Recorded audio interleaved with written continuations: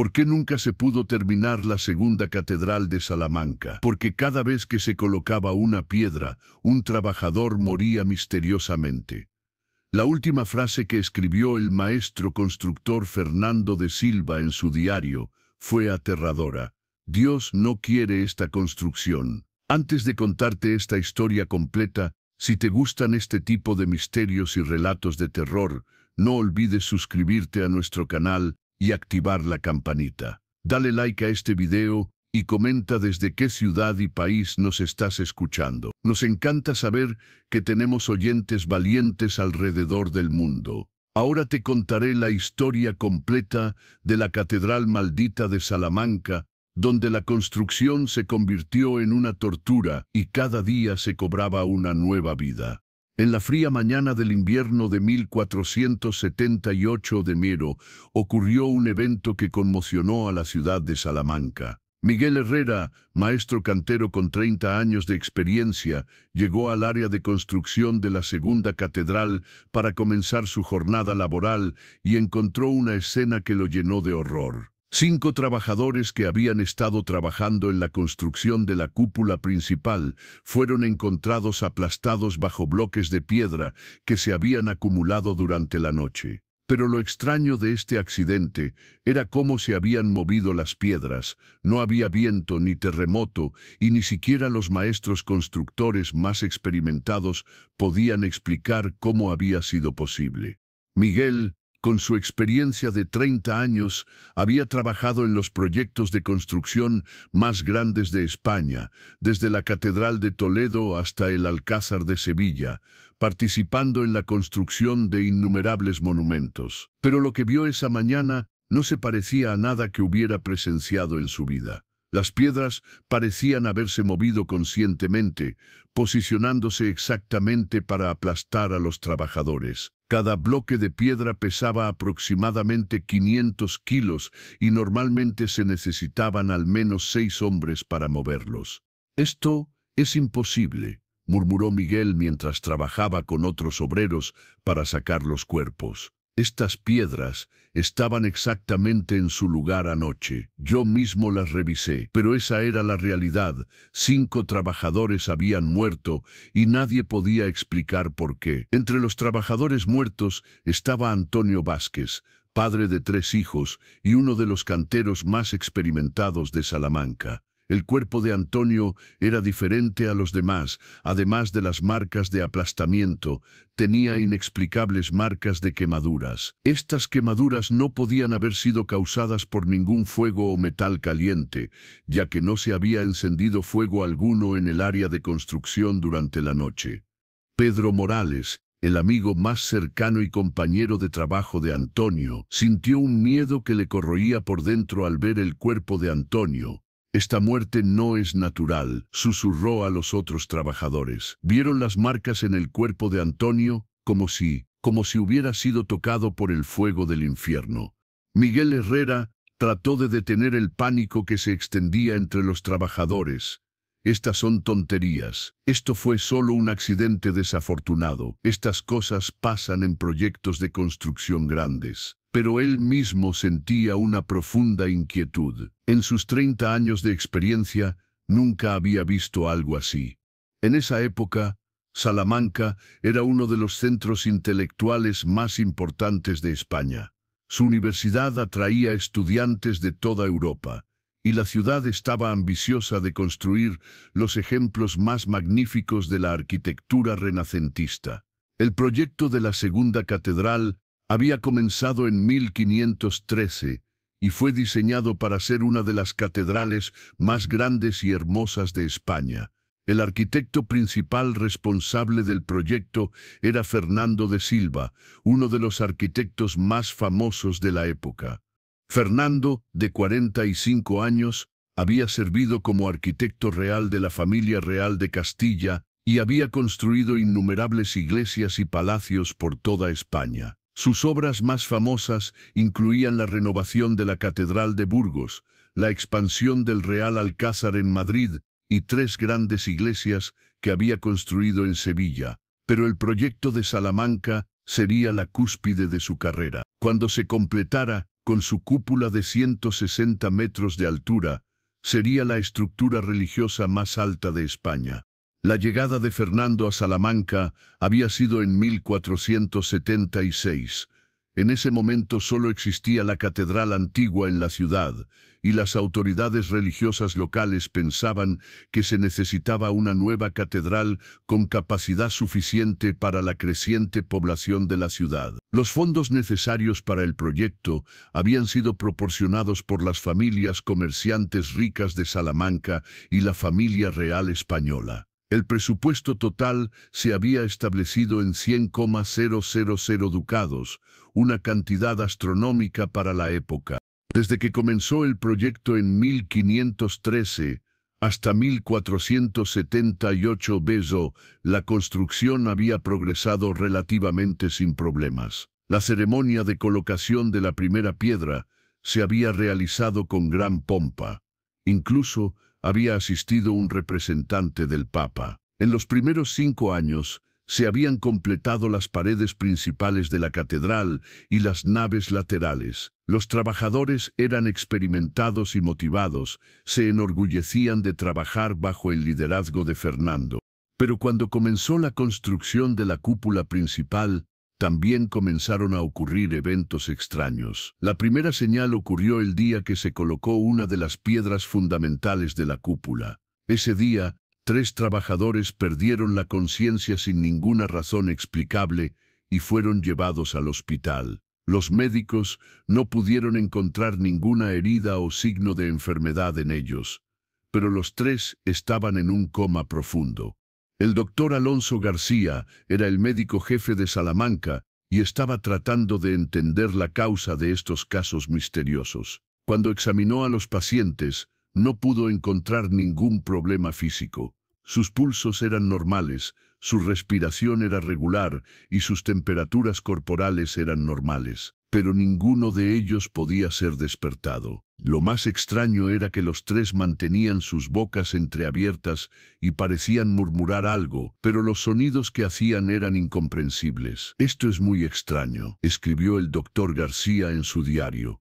Estos 3 hombres eran trabajadores sanos y fuertes. Ninguno tenía enfermedades conocidas. Entonces, ¿por qué cayeron en tal condición? ¿Y por qué todos se comportan de la misma manera?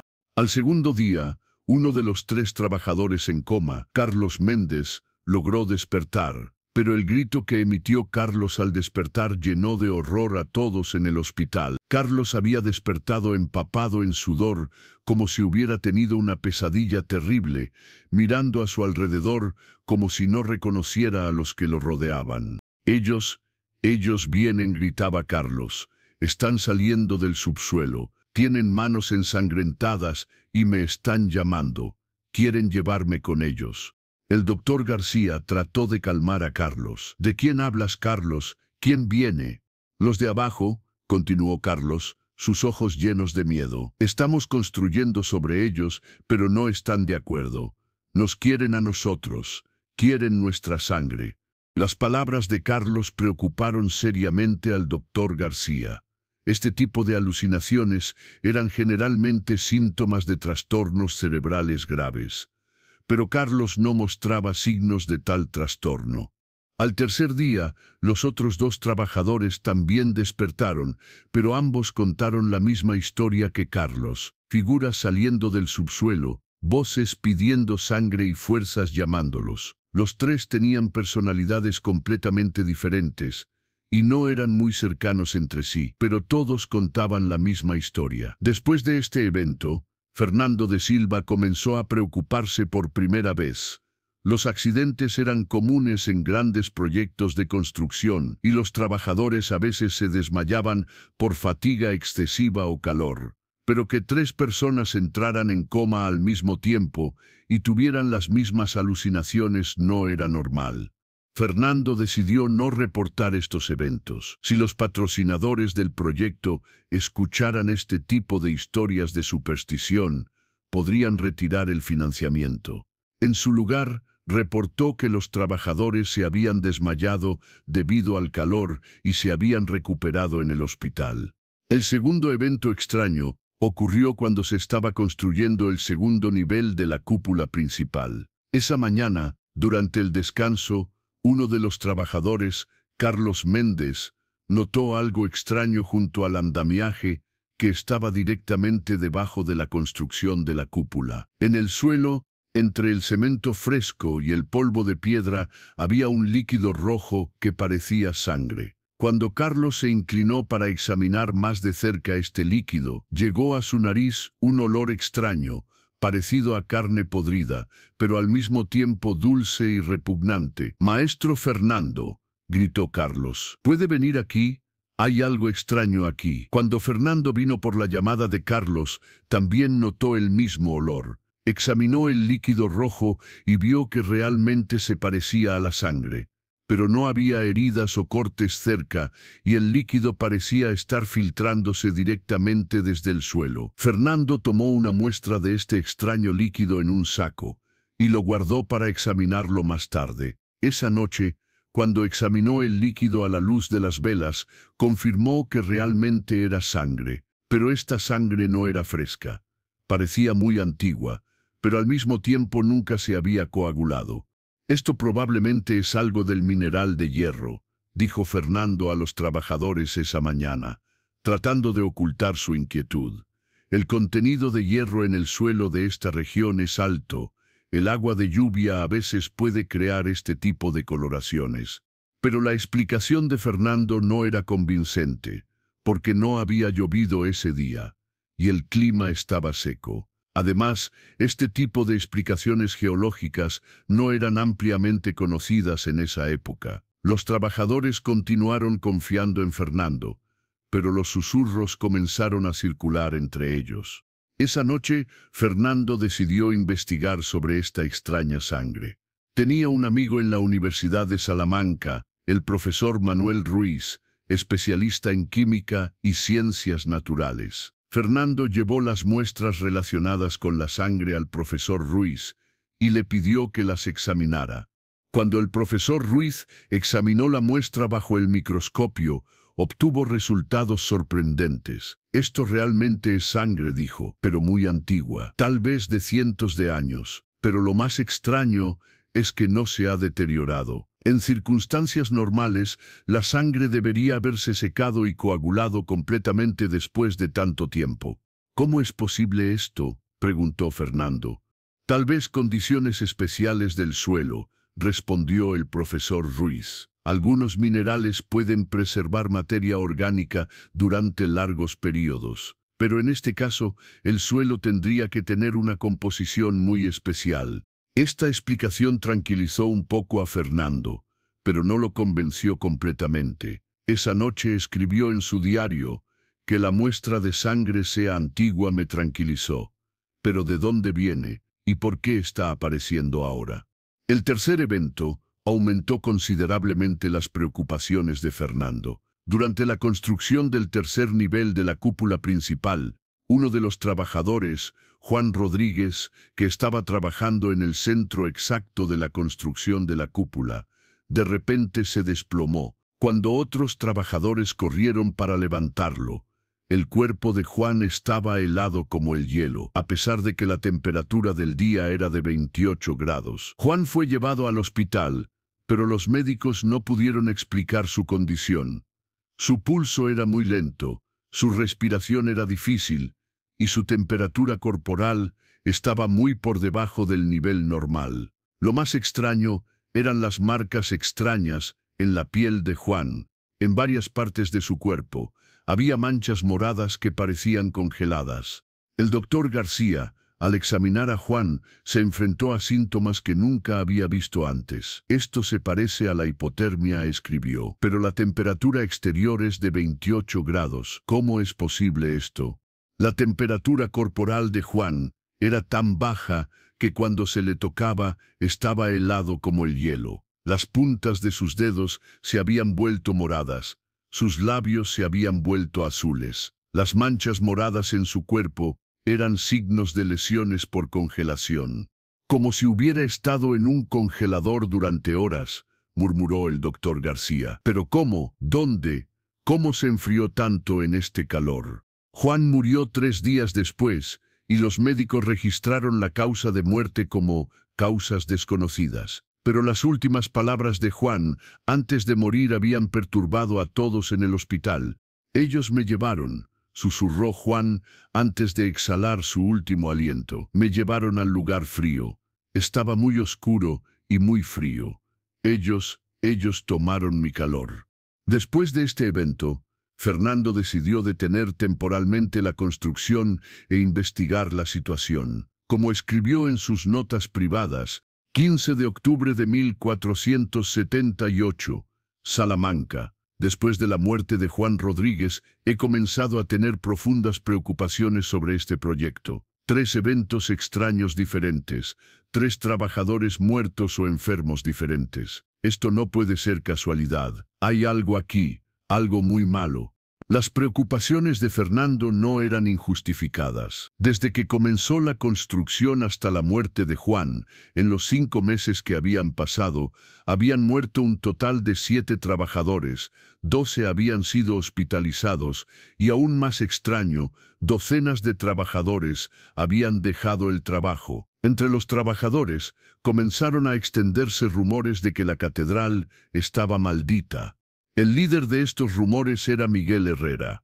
Miguel tenía una posición respetada entre los trabajadores y había estado trabajando en el sector de la construcción durante muchos años. Cuando hablaba con otros trabajadores, decía: «Este proyecto no es sagrado, hermanos. Hay algo aquí, algo malo. Tantas personas no pueden morir en tan poco tiempo, y las formas de muerte no son naturales». Los temas que Miguel expresaba preocupación no eran solo las muertes. Los trabajadores también reportaban escuchar constantemente sonidos extraños en el área de construcción. Especialmente aquellos que trabajaban en turnos nocturnos decían que escuchaban murmullos que venían de debajo del suelo, sonidos como si alguien estuviera llorando, y a veces sonidos inexplicables de choque de metal. Diego Hernández era uno de los guardias que trabajaba en el turno nocturno. En las historias que contaba a sus amigos, decía: «Después de la medianoche, las cosas se vuelven muy extrañas. Vienen sonidos de debajo del suelo, como si alguien estuviera cavando o luchando. Y a veces también escucho gritos humanos, pero parecen venir de muy lejos». Lo que Diego contaba inicialmente no fue tomado en serio por otros trabajadores. Era normal que los que trabajaban en turnos nocturnos imaginaran cosas o escucharan sonidos debido al cansancio. Pero las historias de Diego eran consistentes y detalladas. «Anoche», continuó Diego, «escuché el sonido de una mujer llorando desde debajo del suelo. Lo escuché muy claramente, y luego vino una voz de hombre, como si le estuviera hablando suavemente. Pero el idioma en que hablaban no era español. Se parecía a un idioma que nunca había escuchado». Fernando decidió tomar estas quejas en serio y comenzó a estar presente personalmente en los turnos nocturnos. La primera noche, alrededor de las 23, realmente escuchó sonidos extraños. Sonidos que venían de debajo del suelo, como si alguien estuviera excavando. Fernando miró de cerca el suelo para encontrar la fuente de estos sonidos y se sorprendió. Entre las piedras fundamentales de la cúpula principal había sombras que parecían moverse. Fernando inicialmente pensó que esto era una ilusión óptica, pero cuando miró más cuidadosamente, vio que las sombras realmente se movían, como si hubiera cosas vivas debajo del suelo. Lo que Fernando vio había sacudido su visión del mundo. Toda su vida había sido un hombre práctico y lógico. No creía en supersticiones, pensaba que todo tenía una explicación lógica. Pero lo que vio esa noche no podía explicarse con lógica. «Tal vez mis ojos me están engañando», murmuró para sí mismo. «El cansancio, el estrés, este tipo de cosas pueden causar alucinaciones visuales». Pero continuó viendo las mismas cosas en sus deberes nocturnos posteriores. Sombras moviéndose, sonidos que venían de debajo del suelo y a veces la sensación de que alguien lo estaba observando. 2 semanas después, Fernando decidió investigar esta situación más seriamente. Llamó a algunos de los trabajadores en quienes confiaba y decidió levantar una de las piedras fundamentales de la cúpula principal. Esta era una decisión radical, porque quitar las piedras fundamentales podría poner en peligro la estabilidad de toda la estructura. Pero Fernando sentía que ahora tenía que aprender la verdad. El equipo seleccionado para levantar la piedra fundamental eran los 3 trabajadores en quienes Fernando más confiaba: Miguel Herrera, Pedro Morales y Antonio Suárez. Todos eran maestros experimentados y cumplirían las órdenes de Fernando sin cuestionarlo. En la mañana del 17 de octubre, muy temprano, los 4 hombres comenzaron a levantar una de las piedras fundamentales de la cúpula principal. El bloque de piedra era muy pesado y levantarlo tomó horas, pero cuando levantaron la piedra, lo que encontraron debajo llenó a Fernando de horror.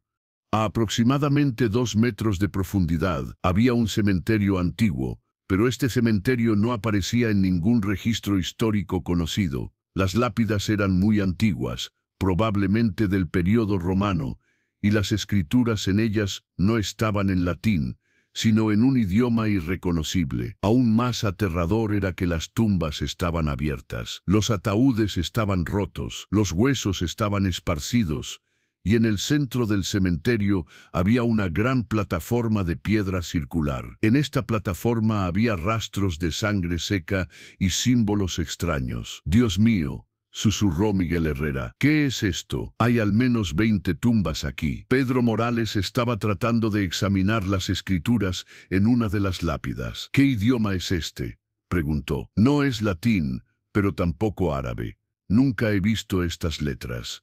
Antonio Suárez estaba examinando los símbolos en la plataforma circular. «Estos rastros de sangre son muy antiguos», dijo. «Pero estos símbolos, ¿qué significan?». Fernando no sabía qué hacer ante este descubrimiento. La existencia de este cementerio crearía una situación que detendría completamente la construcción de la catedral. Tal vez cancelaría el proyecto para siempre. Sin embargo, decidió mantener esta información en secreto y decidió volver a cerrar el cementerio. «Nadie hablará de esto», dijo Fernando a los 3 trabajadores con una actitud firme. «Si esta información sale, todos perderemos nuestros trabajos, cerraremos el cementerio de nuevo y continuaremos con la construcción». Pero los trabajadores se sentían incómodos con la decisión de Fernando. Miguel Herrera dijo: «Maestro Fernando, este cementerio es muy antiguo. Tal vez personas importantes están enterradas aquí. Tal vez no sea tan fácil destruirlo». «El pasado es el pasado», respondió Fernando. «Nuestro trabajo es construir la catedral. Estas piedras antiguas no pueden detenernos». Pero dentro de Fernando había una profunda preocupación. Esta preocupación se veía claramente en las notas que escribió en su diario esa noche. 17 de octubre de 1478, tarde. «Lo que encontramos hoy me preocupó mucho. Este cementerio es muy antiguo y muy grande. Cientos de personas podrían estar enterradas aquí. Y los rastros de sangre en la plataforma, ¿para qué se usaban? Hasta ahora no he podido encontrar ningún registro histórico sobre esta área. ¿Quiénes eran estas personas? ¿Cuándo vivieron aquí? ¿Y por qué están abiertas sus tumbas?». Al día siguiente, Fernando decidió consultar al profesor Antonio Vázquez, especialista en arqueología de la Universidad de Salamanca. Fernando contó en detalle lo que había encontrado y quería obtener la opinión del profesor. Después de escuchar lo que Fernando le contó, el profesor Vázquez adoptó una expresión muy preocupada. «Fernando», dijo, «lo que has encontrado es muy importante. Este cementerio probablemente es prerromano, es decir, del periodo anterior a los romanos. Y esta plataforma circular, esto es una plataforma de sacrificio». El corazón de Fernando comenzó a latir rápidamente. «¿Plataforma de sacrificio? ¿Qué significa eso?». Las sociedades antiguas, especialmente las tribus locales en la península ibérica, construían plataformas especiales para ofrecer sacrificios a sus dioses, explicó el profesor Vázquez. En estas plataformas generalmente ofrecían sacrificios de animales, pero a veces también realizaban sacrificios humanos. La cara de Fernando se puso completamente pálida. ¿Sacrificios humanos? Sí, continuó el profesor. Los rastros de sangre y símbolos en esta plataforma muestran que se realizaron ceremonias de sacrificio humano aquí. Y según tu descripción, las tumbas están en estado abierto. Esto es muy característico. Según las creencias antiguas, las almas de las personas sacrificadas permanecen atadas a estas plataformas y no pueden regresar hasta completar sus asuntos en este mundo. ¿Esto? ¿Qué significa esto?, preguntó Fernando, temblando de miedo. Esto significa, respondió el profesor Vázquez, que este lugar aún puede estar activo, es decir, esas almas antiguas aún pueden estar aquí, y tu construcción puede estar perturbándolas. Esta explicación desmoralizó completamente a Fernando. Las palabras del profesor Vázquez parecían estar basadas en fundamentos científicos, pero al mismo tiempo implicaban consecuencias terribles. «Entonces, ¿qué debo hacer?», preguntó Fernando. «Lo mejor sería que detuvieras la construcción», respondió el profesor. «Estos lugares son muy sensibles. Cuando se perturban, pueden ocurrir cosas muy malas. Si la construcción continúa, puede haber más accidentes, más muertes». Pero para Fernando, detener la construcción significaba un desastre profesional y financiero. El proyecto de la Catedral de Salamanca era la cúspide de su carrera, y la cancelación del proyecto lo arruinaría. Además, se habían gastado cantidades muy grandes de dinero en el proyecto. Los patrocinadores, las autoridades de la Iglesia y los representantes de la familia real revisaban regularmente el progreso del proyecto. «Profesor», dijo Fernando, en desesperación, «no puedo detener el proyecto. Demasiadas personas dependen de su éxito. Debe haber otra solución». El profesor Vázquez se sumió en pensamientos. «Tal vez», dijo finalmente, «podamos reorganizar apropiadamente el cementerio. Podemos recoger los huesos y enterrarlos en otro lugar con una ceremonia apropiada. Y podemos limpiar completamente la plataforma y purificarla con rituales sagrados». Esta sugerencia le dio esperanza a Fernando. «¿Esto funcionaría?». «No lo sé», respondió honestamente el profesor, «pero vale la pena intentarlo. Pero tenemos que ser muy cuidadosos. Si hacemos algo mal, podríamos empeorar la situación». Esa noche Fernando expresó claramente su indecisión en las notas que escribió en su diario. 18 de octubre de 1478, medianoche. Las explicaciones del profesor Vázquez son terroríficas. Este lugar realmente puede ser un antiguo lugar de sacrificio, pero tampoco es posible detener el proyecto. Se ha gastado demasiado dinero, el futuro de demasiadas personas depende de esto. Mañana comenzaremos a limpiar el cementerio. Que Dios me ayude. A la mañana siguiente, 19 de octubre, Fernando, el profesor Vázquez y 3 trabajadores de confianza comenzaron a limpiar el cementerio. El plan era simple.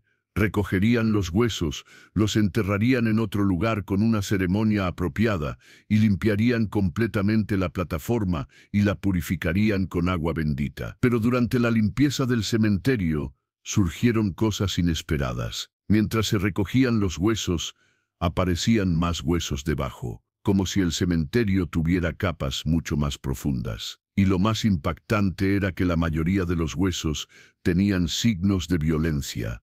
«Miren estos huesos», dijo el profesor Vázquez, examinando un cráneo. «Aquí hay una marca de herramienta cortante y esta fractura en el hueso de la costilla. Esto fue resultado de un golpe afilado». Miguel Herrera estaba examinando otro grupo de huesos. «También hay huesos de niños aquí», dijo con horror. «Niños muy pequeños, tal vez de 5 de junio años». Este descubrimiento perturbó profundamente al equipo de limpieza. No solo se habían ofrecido sacrificios de adultos, sino también sacrificios de niños en esta plataforma. Pedro Morales estaba tratando de levantar el gran bloque de piedra en el centro de la plataforma. «Maestro Fernando», gritó, «aquí es muy extraño. Parece que hay un espacio vacío debajo de esta piedra». Fernando vino y miró. Realmente había un espacio vacío debajo de la piedra. Cuando levantaron completamente la piedra, apareció un hoyo circular de aproximadamente 1 metro de diámetro debajo. La profundidad del hoyo era incierta. Cuando bajaron la linterna, la luz no pudo encontrar el fondo. ¿Qué puede ser esto?, preguntó Fernando. El profesor Vázquez examinó el borde del hoyo. Esto probablemente es un hoyo ritual, dijo. En las ceremonias de sacrificio antiguas, recolectaban la sangre en hoyos especiales y la ofrecían a los dioses subterráneos. Este hoyo es muy profundo porque simbólicamente se veía como una puerta que se abría al mundo subterráneo. Antonio Suárez arrojó una piedra al hoyo. La piedra cayó durante mucho tiempo y finalmente golpeó algo con un sonido muy distante. Este hoyo es muy profundo, dijo. Tal vez se conecta con una cueva natural. Fernando, al mirar el hoyo, experimentó una sensación extraña, como si saliera una corriente de aire frío del hoyo, y en esta corriente había un olor muy dulce, pero al mismo tiempo repugnante. Se parecía al olor de flores marchitas. «Llenemos este hoyo», dijo Fernando con determinación. «Si lo llenamos con piedra y tierra y lo cerramos, el problema se resolverá». Pero cuando trataron de llenar el hoyo, ocurrió algo extraño. No importaba cuánta piedra y tierra tiraran, el hoyo no parecía llenarse. A pesar de horas de trabajo, el nivel del hoyo permanecía igual. «Esto es imposible», murmuró Miguel Herrera. «Tiramos toneladas de piedra pero no se llenó para nada». El profesor Vázquez trató de examinar la situación. «Probablemente hay un gran sistema de cuevas debajo del hoyo», dijo. «Las piedras que tiramos están cayendo en esas cuevas». Pero esta explicación creaba gran inquietud en el equipo. Un hoyo de profundidad infinita era muy aterrador. Al atardecer, dejaron temporalmente de llenar el hoyo y se concentraron en transportar los huesos. Planeaban recoger los huesos en grandes sacos y transportarlos al cementerio fuera de la ciudad. Pero esa noche ocurrió algo terrible. El equipo, que continuó trabajando hasta altas horas de la noche para transportar los huesos, comenzó a escuchar sonidos muy extraños. Eran sonidos que venían del hoyo, como si alguien gritara desde muy lejos. «¿Escucharon eso?», susurró Pedro Morales. Todos se detuvieron y escucharon. Realmente venían sonidos del hoyo muy indistintos pero constantes. Gritos, murmullos y a veces sonidos como si alguien pidiera ayuda. «Esto puede ser el sonido del agua en la cueva», dijo el profesor Vázquez, pero su propia voz también salía temblorosa. «Las aguas subterráneas a veces pueden hacer sonidos extraños». Pero esta explicación no convenció a nadie. Los sonidos sonaban muy humanos y eran claramente gritos. Esa noche nadie se atrevió a quedarse en el cementerio. Todos se fueron a sus casas, pero ninguno pudo dormir. Fernando escribió los eventos de esa noche en su diario de la siguiente manera: 19 de octubre de 1478, noche. Los sonidos que venían del hoyo eran reales. Todos los escuchamos. Estos sonidos no pueden ser naturales. Hay algo allí, en el fondo del hoyo, algo vivo y que nos está escuchando. No sé qué hacer mañana. A la mañana siguiente, 20 de octubre, Fernando llegó solo al cementerio. Los otros tenían miedo de venir, pero Fernando sentía que tenía que terminar el trabajo. Cuando llegó al cementerio, vio que durante la noche las posiciones de los huesos habían cambiado. Los huesos que habían recogido en sacos la noche anterior estaban esparcidos de nuevo y parecían haber regresado a sus lugares originales. Esta era una situación que no tenía explicación lógica. «¿Quién hizo esto?», se preguntó Fernando a sí mismo. «Nadie vino aquí esta noche. Entonces, ¿cómo regresaron los huesos a sus lugares?». Aún más aterrador era que había nuevos rastros de sangre alrededor del hoyo, rastros de sangre fresca, como si alguien hubiera realizado un ritual aquí durante la noche. Fernando ya estaba decidiendo abandonar el proyecto. Esta situación no era algo que él pudiera manejar. Pero cuando estaba a punto de irse del cementerio, escuchó una voz muy clara del hoyo. Era la voz de una mujer y hablaba en español. «Fernando de Silva». La sangre de Fernando se heló. La voz venía exactamente del fondo del hoyo y se escuchaba muy claramente. «¿Quién es?», gritó Fernando, temblando de miedo. «Tú nos despertaste, Fernando», continuó la voz. «Estuvimos durmiendo durante siglos, pero tú nos despertaste. Ahora debes venir con nosotros». Fernando trató de retroceder sin acercarse al hoyo, pero la voz continuaba. «Estas tierras son sagradas, Fernando, consagradas con nuestra sangre. Ninguna estructura puede construirse aquí. Este es nuestro lugar». Fernando ya decidió huir. Abandonó el cementerio y fue directamente a Salamanca. Ese día reunió a los trabajadores del proyecto y anunció que la construcción se había detenido temporalmente. «¿Por cuánto tiempo?», preguntó Miguel Herrera. «No lo sé», respondió Fernando. «Tal vez para siempre».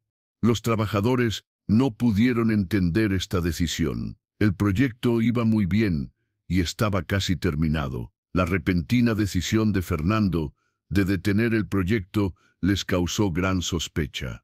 Esa noche Fernando escribió su última nota en su diario, 20 de octubre de 1478, «Ya no puedo continuar. Las voces en el cementerio eran reales. Alguien me estaba llamando. Este lugar está maldito. Dios no quiere esta construcción. Detendré el proyecto y me iré de Salamanca».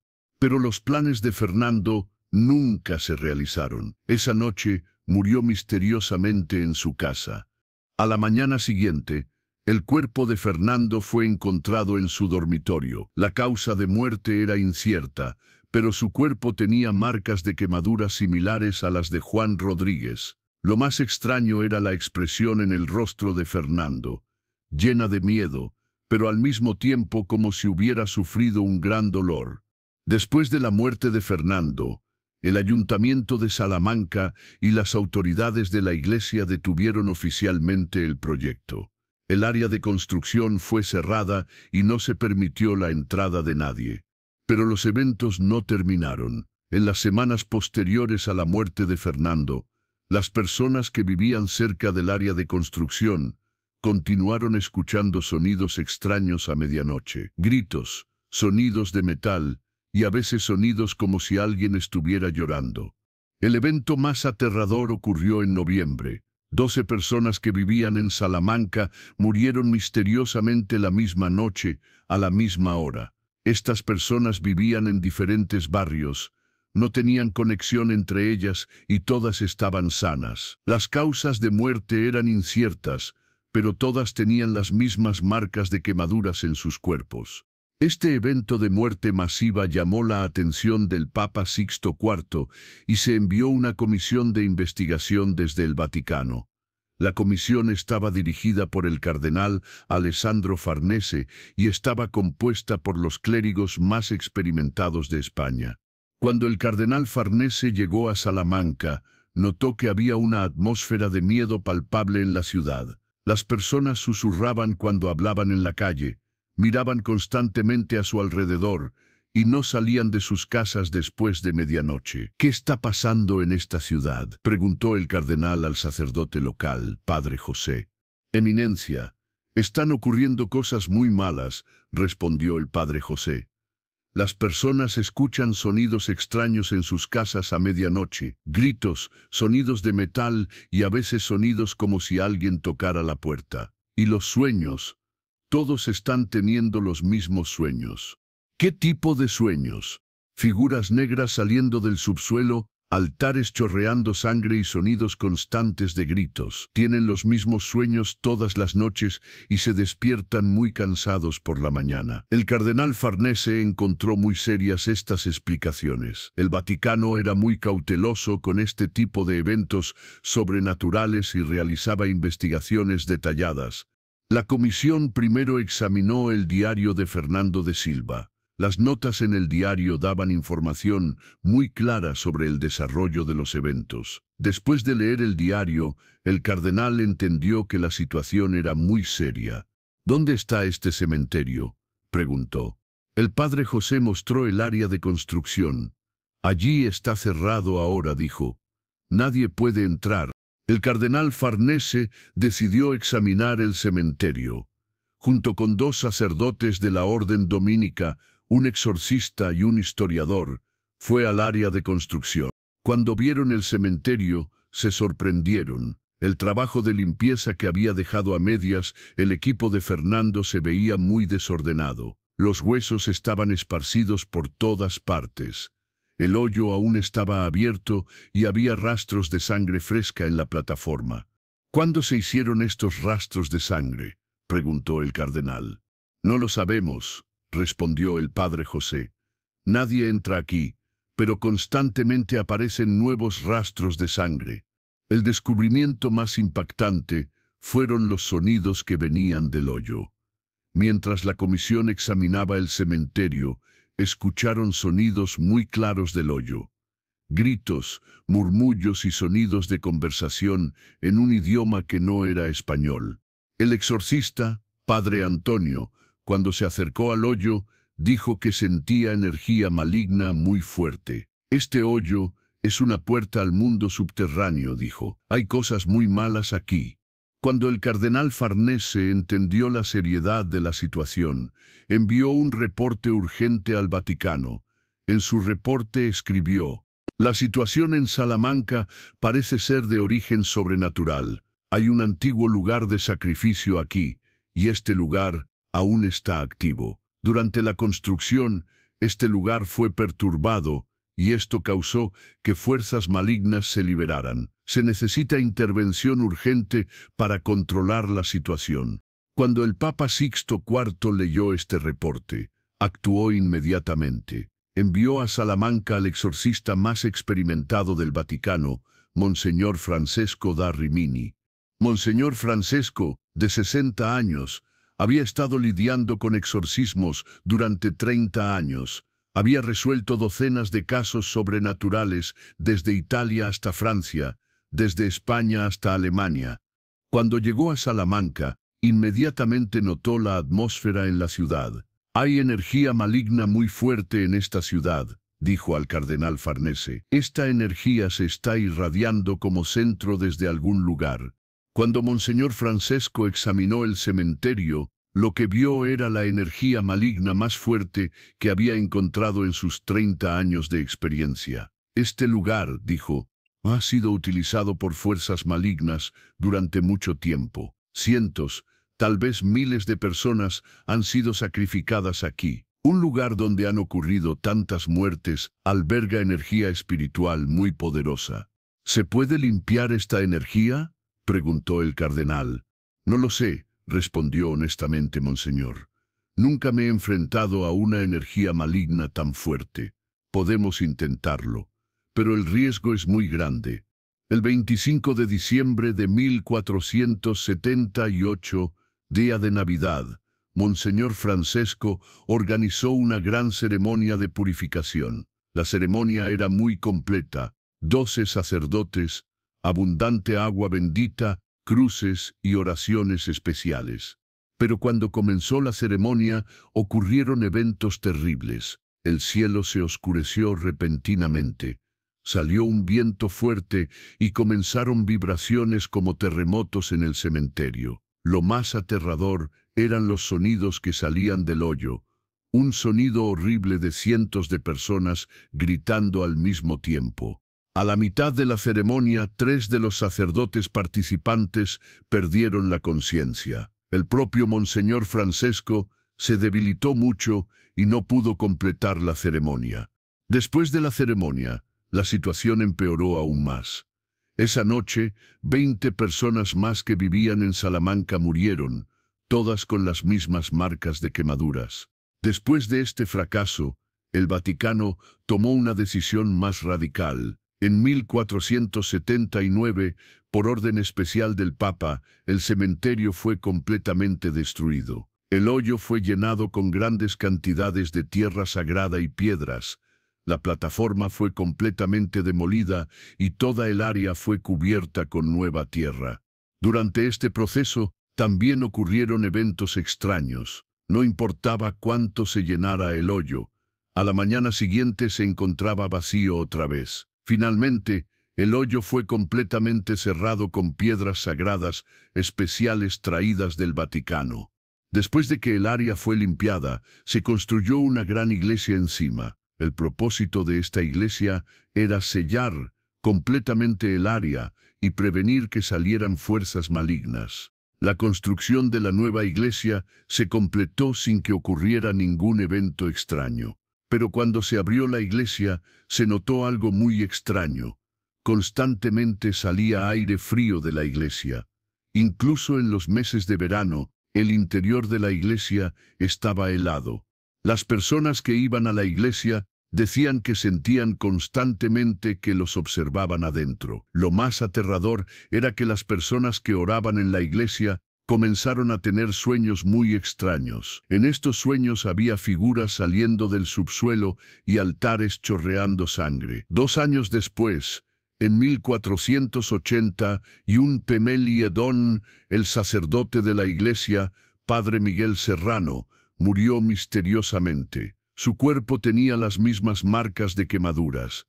En 1485, el Papa Inocencio VIII tuvo que cerrar la iglesia. El edificio de la iglesia fue sellado y no se permitió la entrada de nadie. Después de este evento, el pueblo de Salamanca dejó un gran espacio vacío en el área. Nadie se acercaba a esa región, y el área comenzó a ser conocida como la región maldita de la ciudad. Pasaron los siglos, pero el área continuó siendo problemática. Cada vez que se intentaba construir algo allí, ocurrían eventos extraños, trabajadores morían, se escuchaban sonidos sobrenaturales y las personas experimentaban pesadillas similares. En el siglo XVIII, Merón, durante la era de la Ilustración, se intentó explicar científicamente los eventos. En 1793, una familia completa murió misteriosamente en el parque que se había construido en el área, todos con las mismas marcas de quemaduras. Durante las guerras napoleónicas, los soldados franceses que acamparon en el área reportaron pesadillas colectivas y 15 soldados murieron una noche con las mismas marcas extrañas. En el siglo XIX se intentó construir un cementerio en el área, pero los cadáveres enterrados aparecían misteriosamente reorganizados en patrones circulares alrededor del antiguo hoyo. En la década de 1850, Minto, comerciante rico, trató de construir una mansión, pero los cimientos se colapsaron inexplicablemente desde abajo hacia arriba. En el siglo XX, los intentos de modernización también fallaron. En 1925, se descubrió que el agua subterránea en el área contenía 40% de sangre humana. En 1937, durante la Guerra Civil Española, 8 soldados de 20 murieron misteriosamente mientras el área se usaba como depósito militar. En la década de 1950, se intentó convertir el área en atracción turística, pero los visitantes experimentaban frío extremo y pesadillas persistentes. En los años 60, un proyecto de centro comercial fue cancelado después de múltiples muertes de trabajadores. Las investigaciones arqueológicas de 1985-1990 revelaron que el templo antiguo era mucho más grande de lo pensado y que los sacrificios se habían realizado durante al menos 2000 años. El hoyo central seguía sin fondo medible y contenía esqueletos tanto antiguos como sorprendentemente modernos del siglo XIX y XX. En 2019, la arqueóloga, doctora Ana López, intentó explorar las cuevas con tecnología moderna, pero desapareció misteriosamente. Su cuerpo fue encontrado 2 días después, con las mismas marcas de quemaduras. Durante la pandemia de COVID-19 en 2020, las cámaras de seguridad capturaron figuras no humanas realizando danzas rituales alrededor del hoyo durante la noche. En 2021, el investigador paranormal Dr. Michael Harrison documentó anomalías electromagnéticas extremas y firmas térmicas en forma humana, pero con temperaturas bajo cero. En 2024, Un equipo científico internacional, liderado por el doctor Stephen Chen del MIT, descubrió anomalías aún más perturbadoras, distorsión temporal cerca del hoyo, anomalías dimensionales y evidencia de que el hoyo puede ser una trampa temporal donde personas de diferentes siglos permanecen atrapadas juntas. Durante esta investigación, 3 científicos más desaparecieron, fueron vistos caminando hacia el hoyo a medianoche y luego aparecieron vivos en las cuevas junto con víctimas de siglos anteriores, incluyendo a Fernando de Silva y Eduardo Vargas del siglo XIX. Hoy en día, el área está completamente cerrada con sistemas de seguridad modernos, pero los efectos parecen estar extendiéndose por toda Salamanca. Las personas reportan distorsiones temporales en diferentes partes de la ciudad, y en 2024 han desaparecido misteriosamente 12 personas más. Las investigaciones más recientes sugieren que el hoyo puede ser una conexión entre dimensiones, donde diferentes periodos de tiempo se superponen. Los científicos han encontrado escritos de Fernando de Silva en las cuevas que datan de después de su muerte, y fotografías modernas muestran a todas las víctimas de diferentes siglos coexistiendo en el mismo espacio. La historia de la Catedral Maldita de Salamanca continúa 546 años después. Las últimas palabras de Fernando de Silva resuenan con más fuerza que nunca. Dios no quiere esta construcción. Tal vez Fernando tenía razón. Tal vez algunos lugares son sagrados y no deben ser perturbados. Tal vez lo que ha ocurrido en Salamanca son las consecuencias de violar esa santidad antigua. ¿Qué te hace pensar esta historia? ¿Crees que tales eventos pueden ser reales? ¿Pueden existir lugares donde el tiempo y el espacio funcionen de manera diferente? Si este video te ha impactado, no olvides darle like. Suscríbete a nuestro canal para más historias misteriosas y activa la campanita. Comenta desde qué ciudad y país nos estás viendo. Y recuerda la lección más importante: algunos secretos existen para permanecer ocultos. Algunas puertas fueron creadas para permanecer cerradas, no para ser abiertas. En nuestro próximo video, revelaremos otro misterio que ha permanecido oculto durante siglos. Prepárate, porque la realidad a veces puede ser más aterradora que la ficción.